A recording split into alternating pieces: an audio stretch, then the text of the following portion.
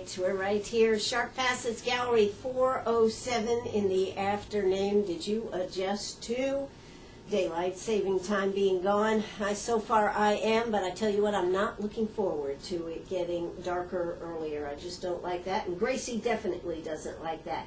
But this afternoon, it is November 5th, one day before Election Day, fast coming to a close here. Our final candidate this afternoon, Chuck Moates, who is looking for re-election to County Council District 4. And I have Chuck sitting right across the table from me here today. How you doing, Chuck? I'm well, Van. Thank you very much. Thank you for having me. Absolutely. We have enjoyed having all the candidates here, and it's always a pleasure to sit down, particularly with someone that's been in the seat. Makes it interesting to see how they've done and what they're looking for futuristically. So county council's had a tough year. They've been a lot in the news, and it all hasn't been positive newsworthy, has it? No, ma'am, it hasn't. And you know, Chuck, I know this is tough for you to talk about, but can you just give us a little overview on how you did not take it and others did take it, and where you fall in this? I assume you're talking about the in-district reimbursement. Right, exactly. That actually turned out to be salary, I guess. Yes, it did. And it is properly called in-district reimbursement, which is a misnomer as well. But right. Anyway, I guess you want to go back to when I came on council. Which was back in 2009. Yes. Right. And when I came on council, the in-district reimbursement had already been approved, in place, and was actually being administered. And so when I came on council, I was told that I could be reimbursed for such things as mileage and cell phone expenses. And my response was I declined the reimbursement offer. Now, who told you that? Who brought that up to you? County manager. County manager, Vic Carpenter? Vic Carpenter, yes. So when we came on council, we had a time with him to talk about basically how the council worked and what benefits were available to council, like medical and dental and life and disability, the whole 9 yards. Anything that you would expect from an employer to an employee. So he went over those things with me.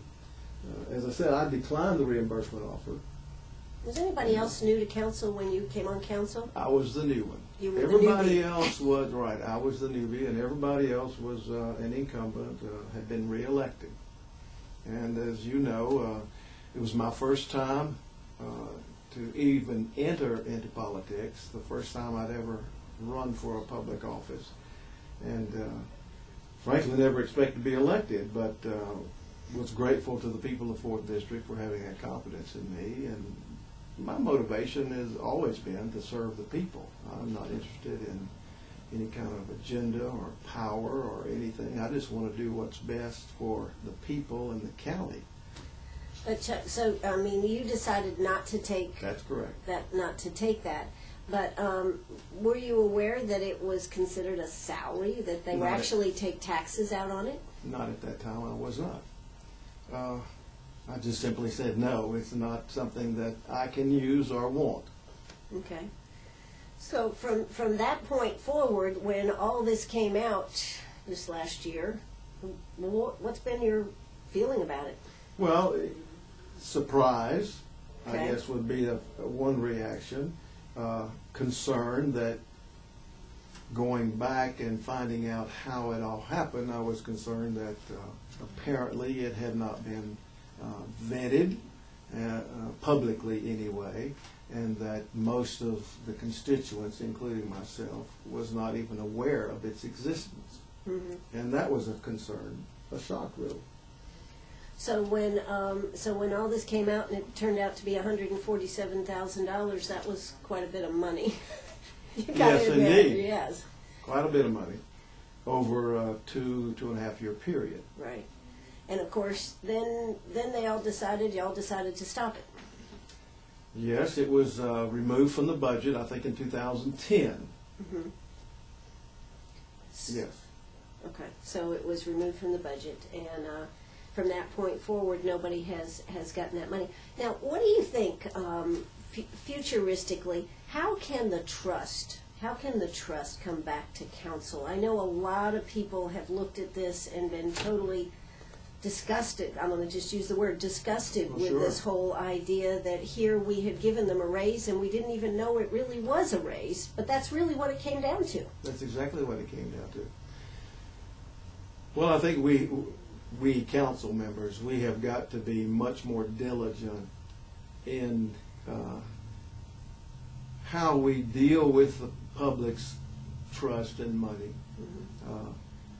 We need to have more, well, to use the word transparency, that's the big word today. Right. And one of the ways that can be done, and I've suggested this, or will suggest this, is that, utilize our website more and encourage our people to go to the web. Certainly all of our meetings are open, and you'd be surprised, up until this particular issue came out, our administrative and finance committee meetings, which were held on the second and fourth Tuesdays in Park Plaza, were basically unattended by anybody other than council, and that includes the press. No one was there. But now? But now, they're very popular. Very popular Very meetings? popular meetings, yeah. And they should be. I mean, Yeah, they should. We really should be. And because we talk about a lot of things in there that would be of interest, I'm sure, to the public. Another thing that we can do that I think we should do is to maybe look into televising. Nothing against your radio or anything, but televising our bi-monthly meetings, the first and third Tuesdays, so that folks who don't have internet access or cable or the ability to see it online could see on a cable TV, the proceedings that take place. And certainly they're always welcome to come to the library and be there for those meetings as well. But I'd like to add one more thing, and I'm going to suggest this to the chairman, is that we place on the agenda at our bi-monthly meetings an item called public input. And for 15 minutes, allow anyone in the public who wishes to do so to come and speak. They can cuss and fuss, they can rant and rave, they can whatever they want to do. Say hallelujah. Say hallelujah. Thank you very much. But provide them that opportunity. That's something. Is that something that's not there? It's not there now. And when all of this came out, and I was reflecting on how we can be more or pull more of the public into the proceedings, this would be a good way. Sometimes people just need a platform to stand and say what's on their heart, making no motions, making no, proposals. All just say what you have in mind. And if there's something there that we are not aware of, because goodness knows we can't know every issue that's going on, then that will give us the information to take it and deal with it. Sure. Do you think that, I know that when you do go to county, if you have a particular issue, you have to get on the schedule, on the agenda, right. So you can speak, and yet those agendas aren't real, it's not real easy to get on the agenda, is it? Well, you have to go to the clerk and make your wish known, and then it goes to the admin finance committee and placed on the agenda for the next meeting. Like I said, it's not easy to do, is it? You have to really be determined to do it, right. Yeah. But when we have ordinances or actions that Sure. require 3 readings, then of course the second reading is always a second reading and a public hearing. So we do have that avenue, and many people take advantage of that if the issue is of concern to them and they wish to express their opinion regarding it. Maybe you could let me know these things, and I could put them out there on the radio that coming up this week is going to be this. I think that's an excellent idea. I would do that, because every morning I'm talking about what's going on. I think that's excellent. And the clerk can easily send to you the proposed agenda. We put it on the courthouse door. It's there. And yeah, I think it's on the website as well. So there would be no reason why the clerk could not also fax you a copy of it. Yeah. I think we get some of the stuff, but I don't think you always understand that this is the time to make comments, and this is the time, you know, that for, as far as the public concern would be on some of these things. I get them, I think, but they're more like, okay, is this something you want to attend, Ann? Whereas it would be better if we could have something where if you are interested in them digging up or doing this, this would definitely be the meeting to go to, folks. Exactly. Right. And I certainly would do that, no problem. And that would cover bond hearings, ordinances, zoning, anything like that of that nature that requires 3 readings, one of which by law has to be a public hearing. Absolutely. Well, I am here with Chuck Moates. He is Greenwood County Council District 4. He is up for re-election tomorrow. And we're going to hear a quick word from our sponsors. And when we come back, if you've got a question or a comment, don't hesitate to give us a call, 229-7984. That's 229-7984. We'll be all right. We're back here at Sharp Facets Gallery on the 72 bypass. I am sitting here with County Councilman Chuck Moates for District 4. He is up for re-election. And Chuck, I was just asking you about the property management part, shall we say, of County Council. You know, the library being turned over to the Veterans Center, I think it's phenomenal. I was just down there the other day. It sure is looking great. And Kerry Bolt and his motivating the forces and the troops down there has done a great job. The healing garden that's going to be on the back side there. A lot of good things happening at the Veterans Center. That one certainly goes as a star for County Council. A couple other things have been a little slow. I understand you were a big proponent of that. I was. And I think it's one of the best things we've done, certainly while I've been on council, to honor our veterans with this. I agree. Kerry does a great job. I'm a strong supporter of our veterans, and anything we can do to help them and to provide a place where they can receive the services that they so richly deserve in a location that they can get to easily. Exactly. I think it's one of the best things we've done, and I'm proud for that. Absolutely.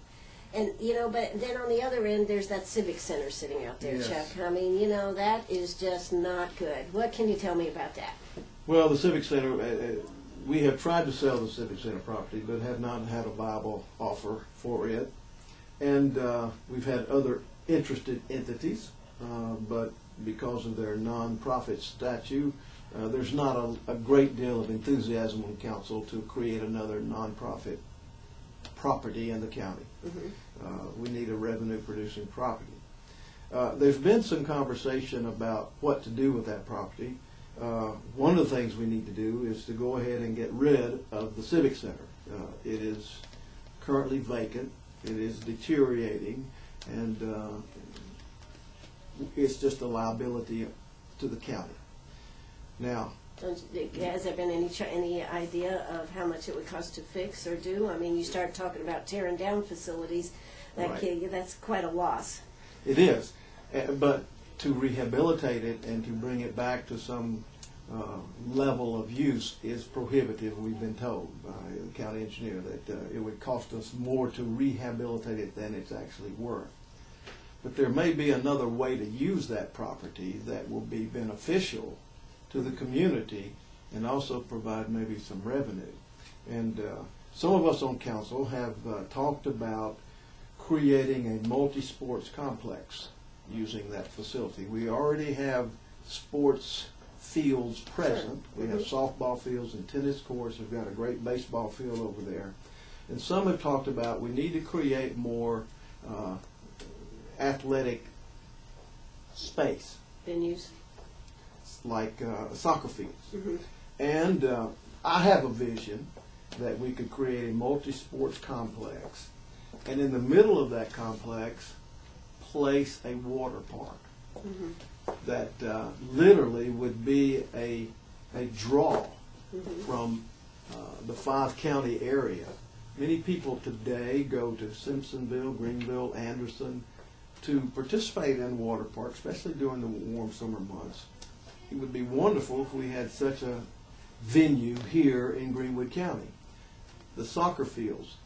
I talk to many people whose children play soccer on these club teams, and they travel all over the state, sometimes out of state, to play in tournaments.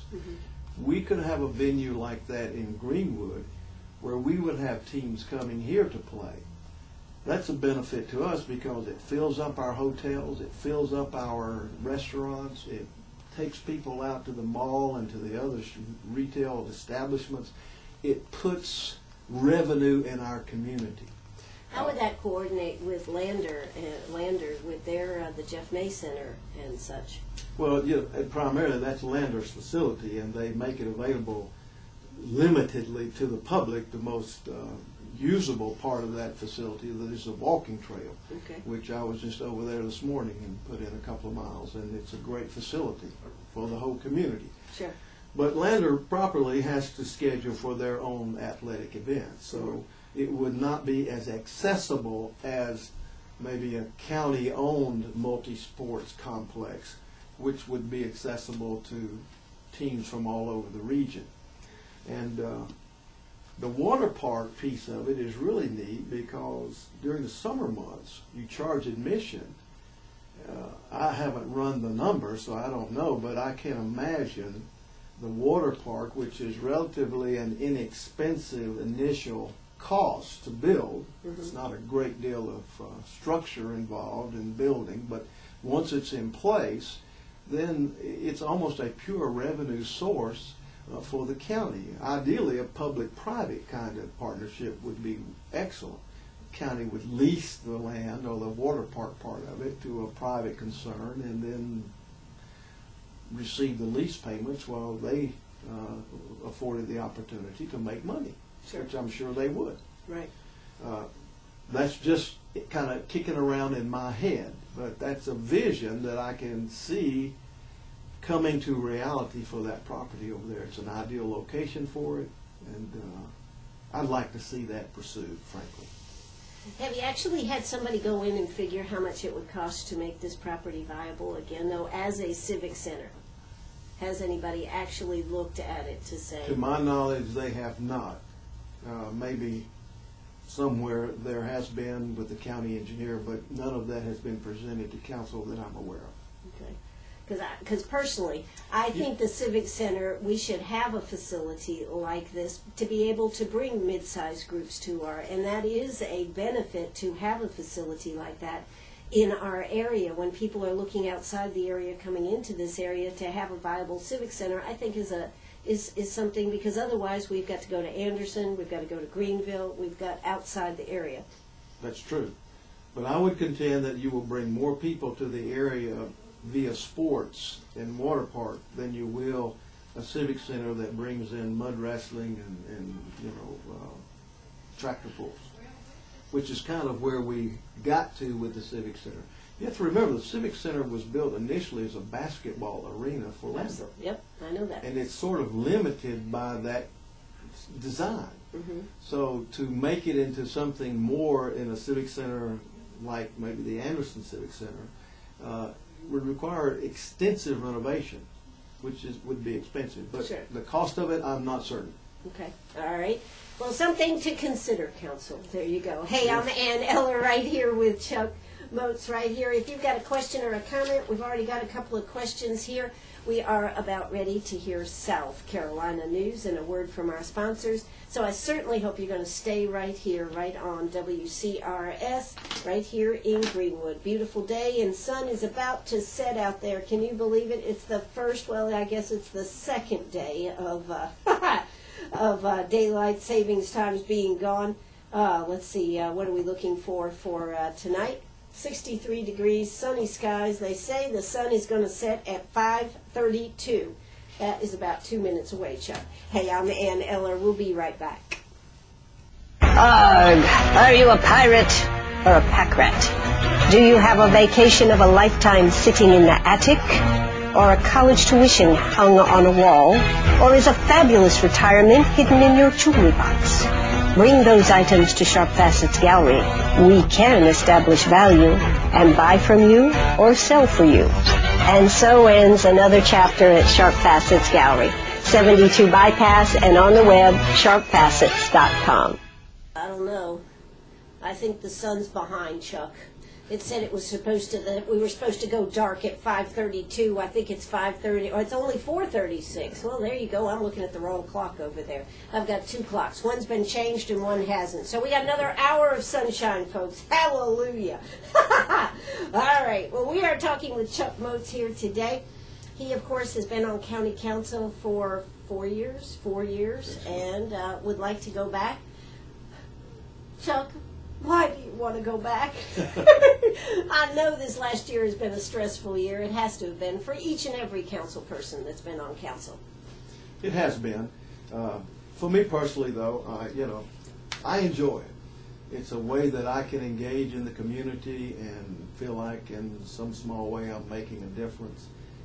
I have a vision for what I would like to see Greenwood County be. And I would like to have a hand, or continue to have a hand, in shaping that vision and helping direct it, and at least having a voice for it. And so I enjoy council. It's been stressful, yes. We have been sidetracked on a lot of things, but even with all this being sidetracked and this other issues, we've done some really good things in the county.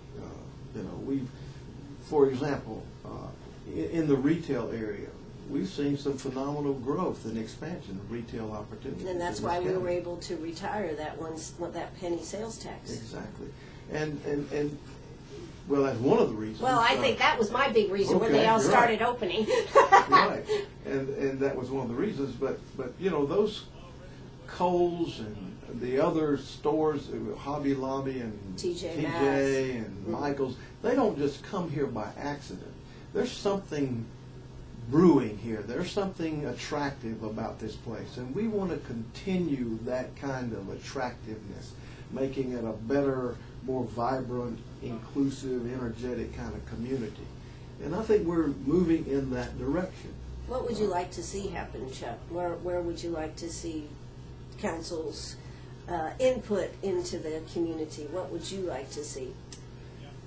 In addition to what we already have started Well, here. certainly the expansion. I would like to see some major manufacturing come in, and working with Mark Warner and the Partnership Alliance. I know that there are. I think there's four smoking projects, I do believe, right now. Red hot. They have a pipeline, red hot pipeline, and some of those are very exciting, and some of those will be very significant from what little bit we know about them. And council has a key role in working with the partnership and the entity to make it as attractive as we can for that entity to come here, establish itself, and begin offering job opportunities for our citizens. And what needs to be done? That's what I'm saying. What do you feel needs to be done in the community as next steps in order to bring better business, bigger business, manufacturing here to Greenwood? Well, certainly we need to be progressive. And what does that mean? Well, that means that we do the things that are necessary for us to move forward. Such as? For example, we need to be continue the quality and wholesomeness of our community that we have. All you got to do is open the paper and see we're not as wholesome as we used to No, be here, we're not. Chuck. And yes. we do have, the crime rate here is unusually high, I think, for this community this size. And that's why we have to support the Sheriff's Department and the Police Department in their enforcement of our laws. But added to that, there's a lot of pieces here. The educational process, if we are attracting new manufacturing, we've got to have an educated workforce that can come in and work in these institutions and facilities that have, some training. And so we have to support Piedmont Tech and their work. We have to support Lander University. We've Support as in doing what? What they ask us to do, what they need for us to do in terms of helping them achieve their vision and accomplish what their work is. And I don't know what that would be. Well, they already are tax exempt, aren't they? Yes, they are. Okay, I thought we were doing a pretty good job for them there. We are. Yeah. And we need to continue to support them. Right. Now, I understand that you also support some bike trails and parks and this type of thing. Oh, yes. I think the Grace Street Park Initiative is important. And I support any effort in the initiative to get that thing going and get it created and have it available for our communities. Because, again, it goes back. Manufacturing concerns, when they look at a community in which they're going to invest millions and millions of dollars, they want to see what kind of community it is.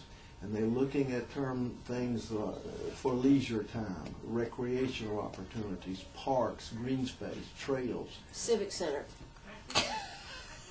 Sorry. Water park. Civic Center.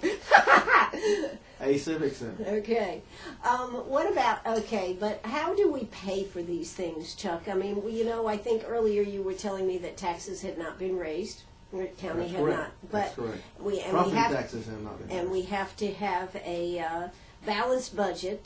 So how do we go about paying for these things? I know we just got rid of that 1 cent sales tax that I actually understand we should end up with some extra money out of, shouldn't we, in the end?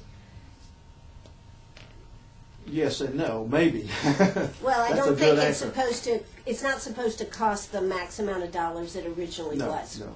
The library itself costs $10 million. And it's paid for. Right. Mm-hmm. The goal was to raise $40 million, so we now have $30 million, give or take a few. Sure. That's available, but that money is earmarked for repair to the earthen dam Right. at Lake Greenwood. Right. Now, we've had all kinds of speculative. Has that not been resolved? Can't they tell you? It is still up in the air about what it's actually going to cost. The cost is not as high as originally anticipated. Right. We're thinking in the neighborhood of maybe 15 to 20. And I even hate to use that number, but we're hoping it'll be in that ballpark, which then will give us a surplus that you're referring to from the tax. Now, law says we can do one of two things with that. We can Have a block party? have a block party. Now, well, what council has pretty well discussed, we've Okay. not done anything official, but we have talked about reducing our bond indebtedness with that money. And what would that do? That would just lower the bond that we have outstanding now, the expense of that bond, and have it paid off quicker than we would otherwise. And that's good. That benefits everyone in the county. Some have suggested, why don't you just reimburse everyone? Well, we can't do that. To begin with, 40% of that money comes from outside the county. How do you reimburse someone who lives in They'll never know. Athens? I know. They'll Right, never know. right. But by law, you probably shouldn't. Right. So we felt that's the most equitable way and business-like way to do that. Now, some have said the 1 cent sales tax is a wonderful source of revenue. I'm not particularly inclined in that direction. However, I recognize that if you need revenue and you refuse to raise property taxes, that may be the only option you've got if you want to move forward with some initiatives. So, a 1 cent sales tax for special projects could be proposed, but only, and I want to be very clear about this, only if the taxpayers vote to do so. That's what we had to do for the Exactly. for the library and for the FERC, I guess it's Yes, called FERC, for right. the dam. For the dam. And to me, that's the proper way to do it. Present the opportunity to the people, present to them what the benefits are of having it for a specific period of time, and what what the results will be for the community. And then let them decide by voting. They vote for it, great. We move forward. If they don't vote for it, then we're back to the drawing boards about what we can do. But it always leave it to the people to decide. I would never, as a member of the council, propose any kind of increase without it being voted upon by the people. Absolutely. Well, we are here with Chuck Moates. When we come back, I've got a couple of questions that we want to ask that have come in. Certainly hope if you've got a question for County Council Chuck Moates that you will give us a call. 229-7984. That's 229-7984. The election is tomorrow. Are you prepared to vote? If you have any questions, you can always go to our webpage at WCRS1450am.net. click on that political page and you'll see all the interviews, videos that we've done. It's a good way to sit down and get to know the candidates, just like we're talking with Chuck Moates here today.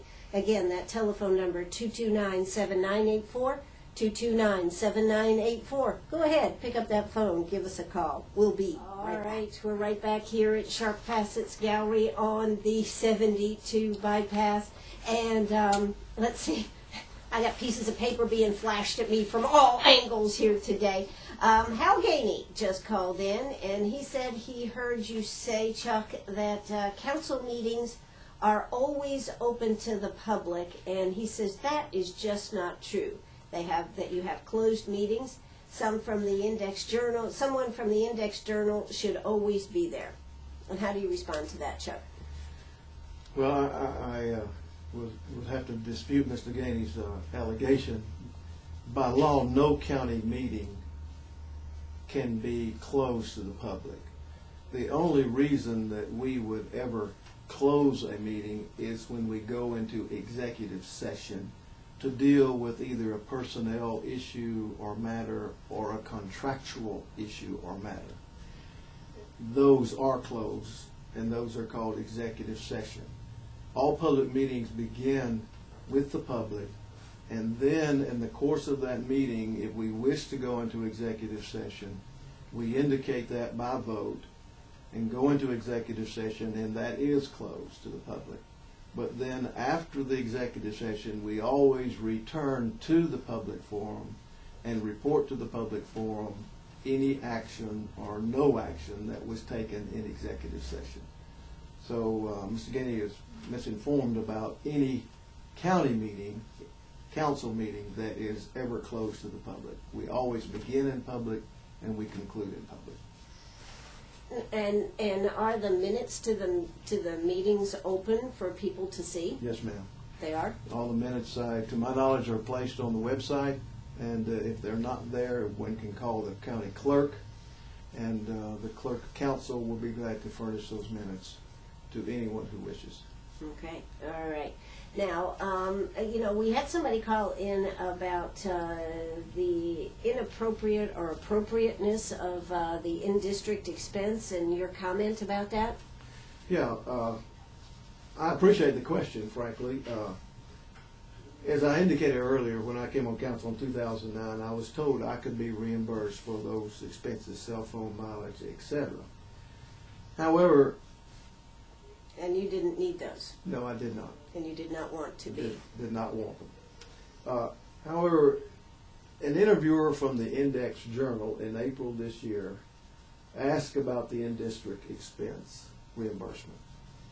And I told that interviewer at that time that for me, it was inappropriate.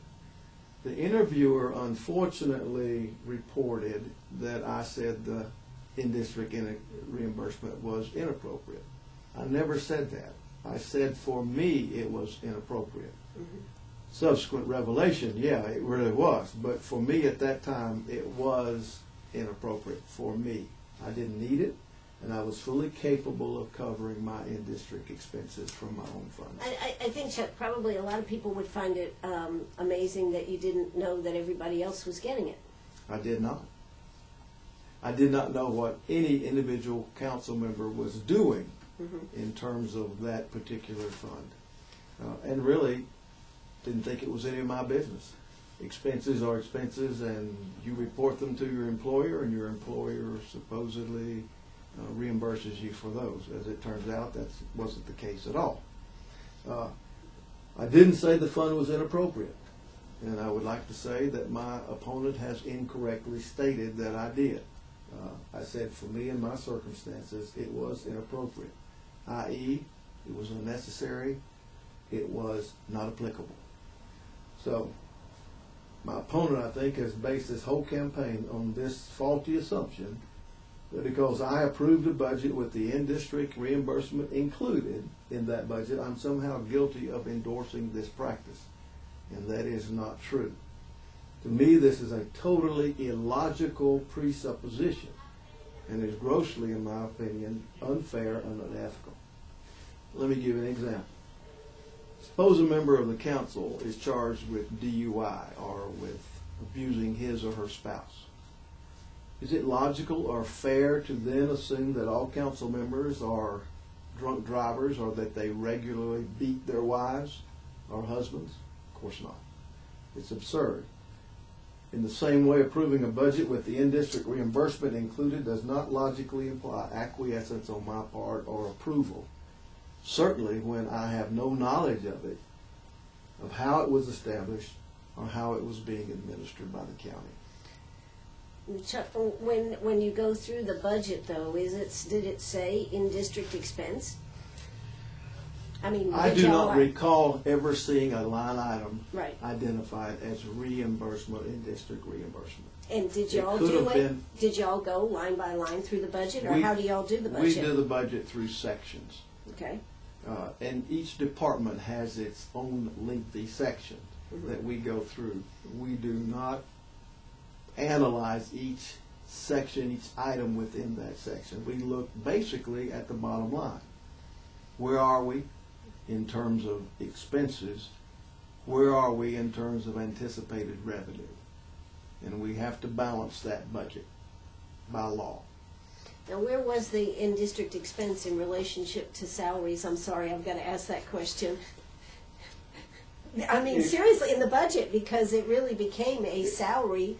It's not really It's exactly what it is. But so where was it in relationship in the budget? It was, again, to my knowledge, it wasn't identified specifically. It would have been under council expenses or personnel expenses or one of those two items. Okay. That's where it would logically have been.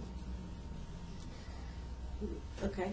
All right. So anything else you'd like to say on the in-district expense before we move on? No. Thank you. Yeah. Okay.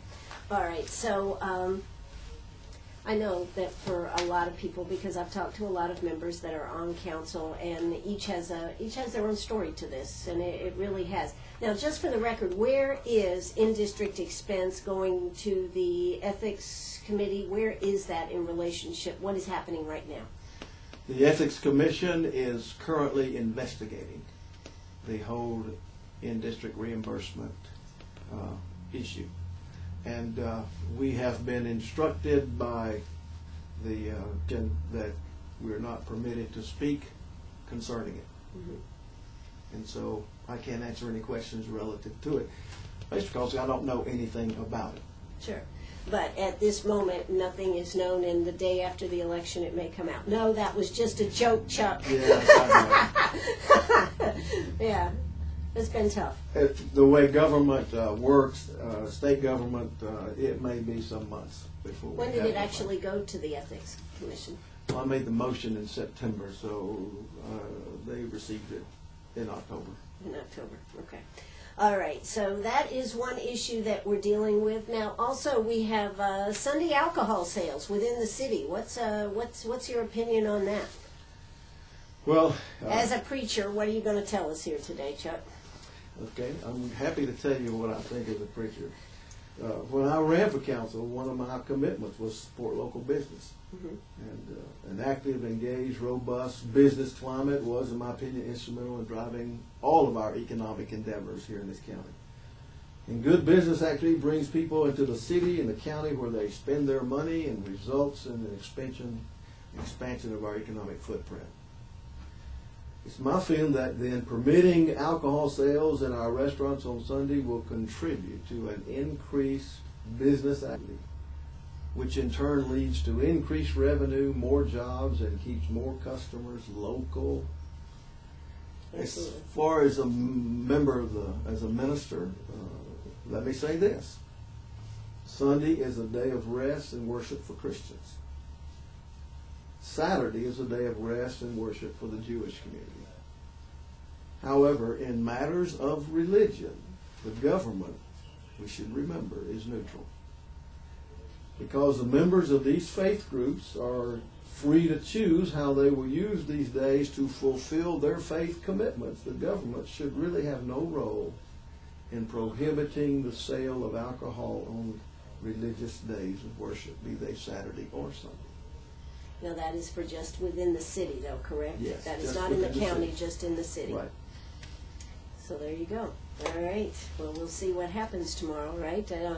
Now that, if you're for that, you would vote yes, and if you're against Yes. it, you would vote no. And That's only correct. those people that are in the city will actually be voting on that. Is that correct, That's Chuck? correct. Yeah, that's what I thought. And a part of my district is in the city. Okay. So there you go. All right. Well, Chuck Moates, so we have about 2 minutes left here, and I want to give you 2 minutes. I may have to interrupt you and say this is WCRS, but I'd like to give you 2 minutes to just tell the public, your constituents, why you would like to go back on county council for another term. Well, Ann, I appreciate the opportunity to be here today. It's been helpful, and you're certainly kind to offer this service to the community, and I thank you for that. Thank on you. behalf of the community. I would simply remind the folks in the 4th District that I am a Republican. I'm the only Republican on the ballot for this district. I am pro-business, I'm pro-education, pro-family, pro-community, and pro-growth. And I take very seriously my responsibilities as a councilman, and I have consistently striven to make myself a knowledgeable and competent public service of the people. I'm a strong advocate for our veterans, and I voted, as you've already indicated, to give the Old County Library as a county veterans center. I have consistently, during my time, worked to keep our taxes low and to reduce spending where possible and certainly beneficial. This is WCRS right here in Greenwood. Sorry, Chuck, go ahead. It's all right. And I would also remind the people that since 2009, when I took office, the county budget has been reduced $1.1 million. My only motivation for offering myself again as a candidate is to simply serve and to represent to the best of my ability the people and their best interests. And so I ask for their vote, their Republican candidate, tomorrow at the polls. Thank you. Thank you, Chuck, for coming on here today. We appreciate the info. This will be posted on the website probably in about an hour, so you'll be able to review it if you'd like any more information. Chuck, if somebody would like to call you, what would be the number if they've got any questions after this interview? Well, certainly my home phone is 227-0829, or they can use my website or my email. Excuse me, I don't have a website. And what's your email? My email, clmoates, that's M-O-A-T-E-S, @gmail.com. All right, sounds good. Good luck tomorrow. I know you'll be glad when this is all over, as all the candidates will be. Absolutely. All right, God bless. Thanks so much for coming on, Chuck. This is WCRS right here in Greenwood, South Carolina. That's going to do it for me. Hey, I'll be back tomorrow morning. It is Election Day. Polls open at 7 o'clock. They'll be open until 7 o'clock tomorrow night. And don't forget, if you're in line at 7 o'clock, you can still vote. You either need your voter registration ID or a photo ID in order to vote. And don't forget, you also have curbside voting for handicapped people, so don't hesitate to ask for that. They'll bring the ballot right out to you. Hey, I'm Ann Eller. That's going to do it for us today. Hey, come by and see us at Sharp Facets Gallery. We've got the red, white, and blue pre-election jitters sale going on. What does that mean? 50% off everything that's red, white, and blue. And don't forget, get out and vote. It's your duty, and your country will thank you. Bye-bye, everybody.